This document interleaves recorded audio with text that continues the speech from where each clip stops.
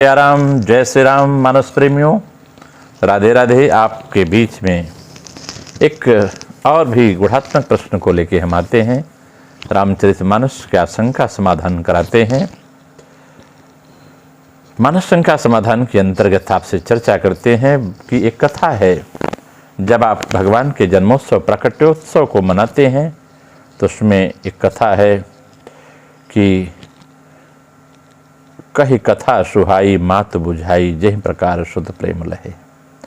भगवान जो ने जब प्रकट हुए, जब जन्म लिया भगवान ने, भगवान जन्मते ही कौशल्या माता को कौन सी कथा सुनाई। जो इसमें गोस्वामी जी ने लिख दिया है कि माता को कौन सी कथा जन्मते सुना दिया। अब प्रमाण कहाँ है? कही कथा सुहाई मातु बुझाई, जय प्रकार सुत प्रेम लहे। वो कौन सी कथा थी? जब अपनी मैया को सुनाया, अब माँ उसको बूझ गई, समझ गई, असुत का प्रेम कैसे मिलना चाहिए ये समझ गई। यह दशरथ जी को भाग्य में नहीं मिला, लेकिन मैया को भगवान ने कौन सी कथा सुना दी जन्म लेते ही। तो मैया ने उत्तर दिया कि जय शिशु लीला अति प्रिय शीला, यह सुख परम अनुपा। अनुपम सुख की चर्चा होती है। तो भगवान कभी भी किसी के गर्भ से जन्म नहीं लेते हैं। गीता में चर्चा है इसकी कि मैं जन्मता नहीं हूं, मैं मरता नहीं हूं, मैं अव्ययी हूं, अव्यय हूं। मेरा न जन्म है न मेरी मृत्यु है। तो भगवान जब कभी जन्म लेते ही नहीं, परंतु ऐसे लीला करते हैं जिससे संसार को मालूम हो कि किसी के घर बालक का जन्म हुआ है। क्योंकि संसार के लोग अज्ञानवश ईश्वर को मानव समझ बैठते हैं। यह संसारियों की बड़ी भूल है। वो ईश्वर रूप में आते हैं, लेकिन ईश्वर मानव रूप में आते हैं, लेकिन वो मानव नहीं है, महामानव है, अति मानव है। और संसार के लोग जब मर्यादा पुरुषोत्तम भगवान श्री राम कौशल्या के सामने चतुर्भुज रूप में प्रकट हुए, उस समय उनके रूप को देखकर माँ चकित हो गई। अरे दुनिया की लल्ला जनती हो मैया, तो वा को 2 हाथ पैर रहे, या को तो 2 पैर हैं और 4 हाथ हैं, चतुर्भुज है, शंख चक्र गदा पद्म लिए खड़े हुए है।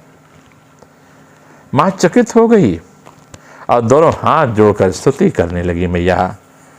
परंतु जब माँ कौशल्या जी को यह ध्यान आया कि संसार मुझे क्या कहेगा, आज मैंने जिसको जन्म दिया है मैं उसकी स्तुति कर रही हूं,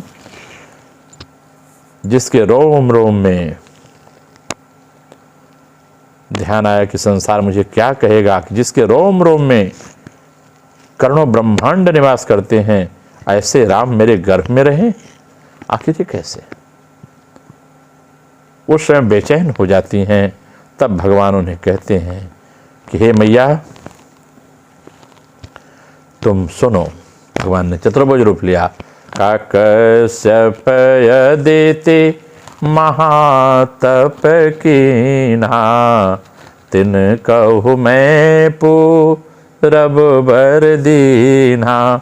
हे मैया, पूर्व काल में देव माता अदिति थी, दशरथ जी कश्यप थे, कश्यप ऋषि थे। अदिति और कश्यप ने बड़ी तपस्या की मुझे पाने के लिए। आप दोनों लोगों ने बहुत दिनों तक तपस्या की और तपस्या करके यह वरदान मांगा था कि मैं तुम्हारे समान पुत्र को प्राप्त करूं। तो मेरे समान कोई दूसरा है नहीं मैया, इसलिए उस समय मैं चतुर्भुज रूप में था और उसी वरदान के कारण मुझे चतुर्भुज रूप में तुम्हारे सामने प्रकट होना पड़ा। तूने मांगा था कि मेरा पुत्र तुम्हारे समान हो प्रभु, तो क्या करता मैया। इसलिए मैं जब इस गर्भगृह में आया तो गर्भगृह में मुझे चतुर्भुज रूप लेना पड़ा और मैं चतुर्भुज रूप लेकर के तुम्हारे सामने खड़ा हो गया। मुझे प्रकट हो जिससे तुम्हें किसी प्रकार का संदेह न हो। मैं आपके द्वारा मांगे गए वरदान का स्वरूप ही तो हूं मां। आपने मांगा था आप जैसा हो, तो मैं उसी स्वरूप में हूं। और वही वरदान आपने मांगा था। जब भगवान राम ने विष्णु के स्वरूप का कौशल्या जी को याद दिलाया तो कौशल्या जी की बातें याद आ गई, तो उनकी बुद्धि बदल गई कि माता पुनि डुबोली सोमति डोली, तजहु तात यह रूपा, कि जय शिशु लीला अति प्रियशीला, यह सुख परमयनूपा। सुनि बचन सुजाना, रोदन ठाना, हुई बालक सुरभूपा। प्रभु बाल रूप में आ गए। माता तुरंत बोल पड़ी, तजहु तात यह रूपा, हे रूप, हे तात, हे पुत्र, ये चतुर्भुज रूप जो धारण किया है, इस रूप को बदल दो, नहीं तो संसार में मेरी हंसी होगी। अरे तू विष्णु की जननी है, चतुर्भुज रूप की जननी है, ऐसी कौन सी माँ है जो विष्णु को जन्म दे, मेरी हंसी होगी। तुरंत भगवान तुरंत शिशु रूप में होकर के मैया को सुख देने लगते हैं। गोस्वामी जी फिर लिख पढ़ते हैं, सुनी बचन सुजाना, रोदन थाना, हुई बालक सुरभूपा। प्रभु छोटे से बाल रूप में आ गए और बालक पुत्र बन के, राजा का पुत्र बन के भगवान रोने लगे और रोदन करने लगे। यही कथा भगवान ने माँ कौशल्या को अपने जन्म लेते ही समय सुनाया था। इससे ज्ञात होता है कि मानसकार ने कश्यप और अदिति की तपस्या की बात एक स्थान पर जरूर मानस में लिखा है। जैसे रामचरितमानस आप पढ़ेंगे तो वहाँ आपको मिलेगा 86वें अध्याय के पास बालकांड में कि कश्यप यदिते महातप के ना, तिन कहूँ मैं पूरब बर दीना। ते दशरथ कौशल्या रूपा, कौशलपुरी प्रकट नर भूपा। वही कश्यप महाराज और अदिति महारानी दशरथ कौशल्या के रूप में अयोध्या धाम में विराजे हैं।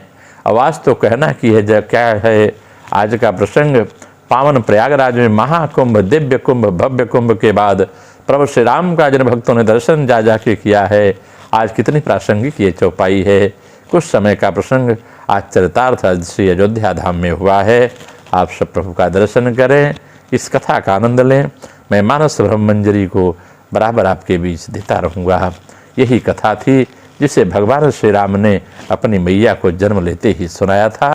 हाँ, परंतु आप यहाँ तर्क कर सकते हैं कि उधर मनु और शत्रुपा के तपस्या और वरदान तथा भगवान द्वारा अवतार लेने की बात है, इधर कश्यप और अदिति के तप और वरदान की अवतार की बात है। आखिर दोनों बातें एक साथ कैसे संभव हो सकती हैं? कहेंगे मनु शत्रुपा की भी बात आप रख सकते हैं। यह बात सत्य कैसे हो सकती है? इसका मतलब आपका दोनों तर्क संगत है, जो कि आपने मानस का अध्ययन किया है।